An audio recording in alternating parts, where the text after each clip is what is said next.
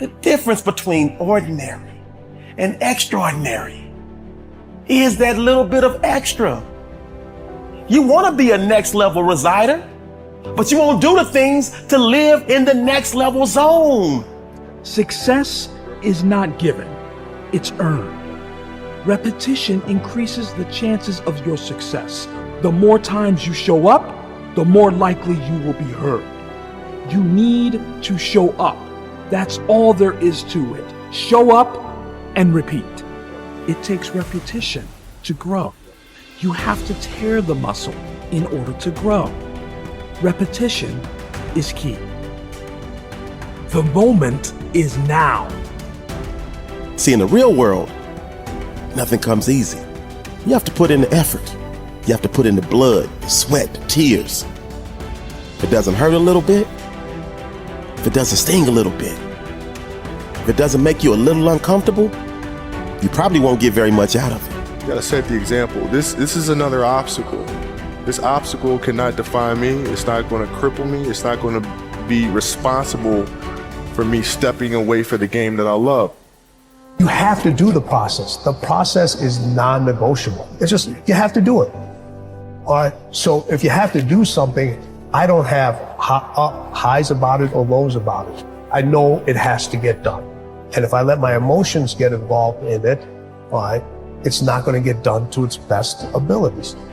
So if people say you got to love the process and then something comes in the process that you don't really love, well, you have to do it.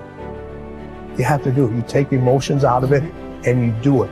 The process is a non-negotiable thing. Things that are difficult, when you do these difficult things, you're stressing your mind, or I should say, not even stressing your mind, exercising your mind and exercising your body's ability to manage intense situations. It's hard, it's very difficult, it's very testing.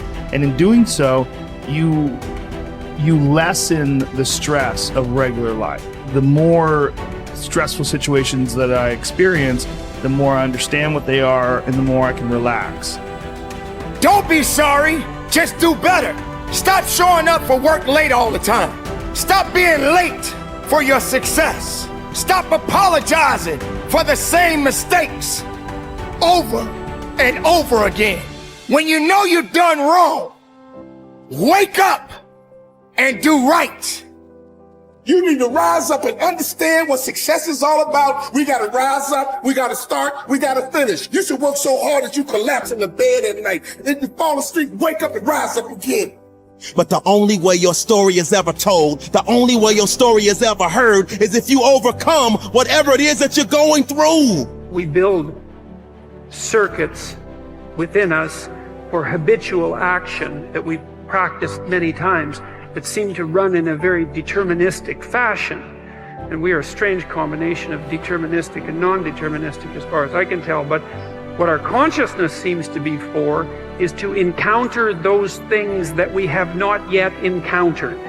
And those things that we have not yet encountered seem to me to be those things that have not yet been brought into being. And so you could say that what our consciousness is for the encounter with potential.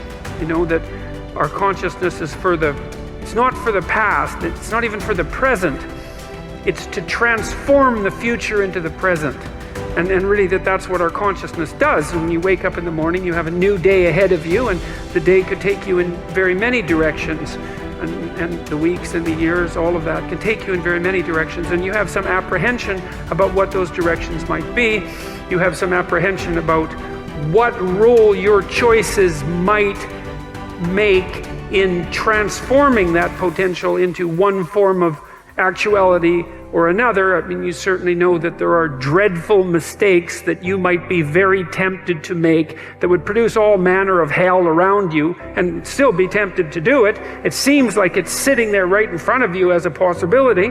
You also know that, you could haul yourself up out of bed and attend to your duties and do the sorts of things that you're supposed to and set a few things right that day and that week, and that likely things would at least not be worse, and they would probably be better. It's necessary, as you look at your goals and your dreams, it's necessary that you have a strategy and a game plan to change the story that you believe about yourself.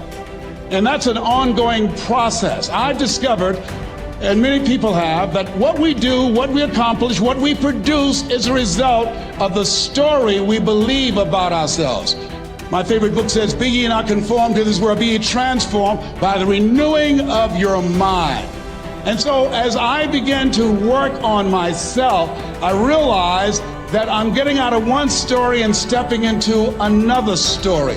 As I become aware of some things, there's still some things I'm not aware of. So I'm still growing, I'm still developing. I'm like the lady who said, "Lord, I ain't what I want to be, ain't what I'm going to be, but thank God I sure ain't what I was." But I realize that you have to work on yourself on a regular basis, and write this down, for mental mindset. For mental mindset and stamina. Because things are going to happen to you. I believe that the reason that most people go to their graves with their talents and abilities and skills in them is because of the fact, number one, many are like me. They didn't know that they didn't know and thought they knew. I thought I knew myself, and I really didn't know myself as well as I thought. I've discovered that sometimes people can take you to a place within yourself that you can't go by yourself. You've got to learn to reflect with yourself. There's something to be said for solitude. There's something to be said for taking those occasions to shut out the world and shut out everything else for a while. Now here's why it's important to reflect, to make the past more valuable to serve you for the future. Here's what's really powerful, learning to gather up the past and invest it in the future. Gather up today and invest it in tomorrow. Gather up this week and invest it in the next week. Gather up this year and invest it in the next year. See, that's so powerful, rather than just hanging on one more year, hanging in there, seeing what's going to happen.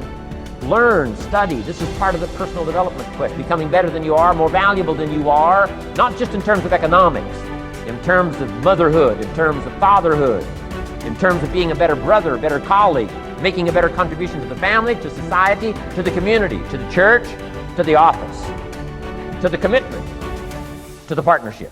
Doesn't matter what it is that has value.